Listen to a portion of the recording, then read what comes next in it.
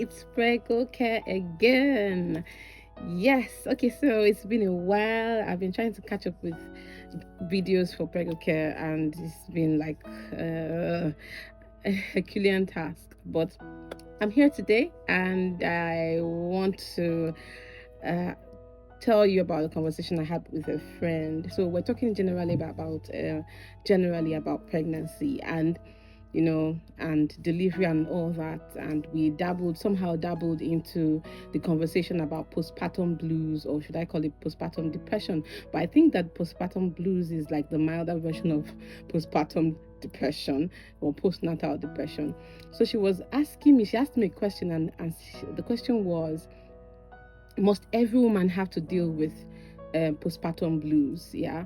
And my answer was no. Every woman doesn't experience postpartum blues, but I believe that every woman should be aware of it and fight not to fall into that place where you are sad after delivering and just totally depressed, and you don't even know what is wrong with you. You just find yourself crying when you're not supposed to. And she asked me what are the things that she can do to make sure she doesn't get into that place, just for future purposes. And I found myself bullet pointing a few things, and those were the things I did. After my first delivery, I fell into postpartum blues. For the first 3 weeks, I was totally sad. I was happy that I had a baby, but I was sad at the process through which I had to go through, the pain I was going through. I was just generally sad. I wasn't lactating properly, so it was the problem for me. I was experiencing some form of grief without grief. I don't know how to explain it. I was just sad generally, and I told myself that when I get pregnant again, I was going to do all I can to make sure I don't get to that place. And these are the things that I did. Before I had my baby, I had, first of all, I had one thing working for me, which was family support. I had people who were doting on me. Yes, people could dote on you and you still fall into postpartum blues because you feel like you can't do things by yourself. So that was it for me. I had all the family support for my first delivery. I had all the help that I could ever need. My mom, my mother-in-law, my husband's cousins, my friends. People were just around me. For the first 1 to 2 months, I didn't have to worry about doing any house chore. I didn't have to worry about any of that. I just had to worry about myself and my baby. And that was all. That was all that I had to think about, and which was a great weight lifted off my shoulders. I can't imagine if I didn't have any help at all during that process. It would have been worse. But I still had to deal with postpartum blues. I was sad, generally just sad. My baby's crying, I'm crying. Why am I crying? I don't know.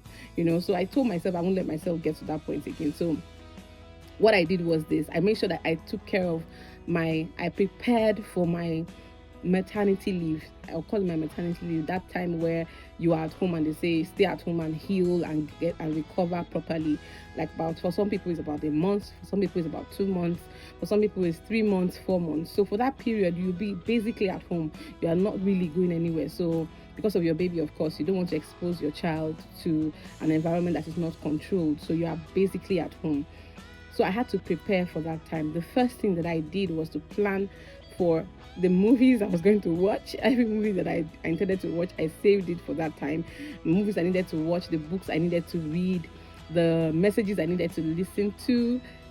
So I had to plan for all that. Make sure that the subscription, of course, then we're using cable TV, so I made sure that subscription was there. I didn't have to look for any. I was not bored. I made sure I had a conversation with my husband concerning finances, making sure that we always had fuel. In this part of the world where I live in, the power goes off, so you need to turn on your power generator. So I made sure that we had finances for the fuel, and we had a conversation about it. Talked about how the help getting a domestic staff. We got a domestic staff in preparation for that. Although my mom and my mother-in-law were around, but it still didn't stop us from getting a domestic staff. So the things I did: make sure emotional support was there, make sure that domestic help was present, made sure that I had books to read, messages to listen to, movies to watch, just generally occupy my mind with other things that could be productive for me and that could make me joyful. The last thing, which is not the least, is supposed to be on the top of the list, which was my confession for that period. So while I was pregnant, I made sure I was praying about my maternity period, praying about the delivery, make sure I made sure I was confessing the right words, saying to myself that I have a sound mind. I do not have the spirit of fear, but of love, power, and a sound mind. My mind is sound. I am calm. I am joyful because the love of God is flowing in me. I was basically taking control of that particular time of my life with my words, based on the word of God. So yes, those were the things that I did. I know there may be other books out there with other information, but I just thought to share the things that I did to combat postpartum blues. Yes, so I hope this video and information has helped you, and if it has, make sure you like, you comment, you share, and please don't forget to click on that subscribe button at the bottom there. God bless you. I hope to see you sometime very soon, hopefully. All right, don't forget, you are not alone. You are not alone. God bless you. Ciao.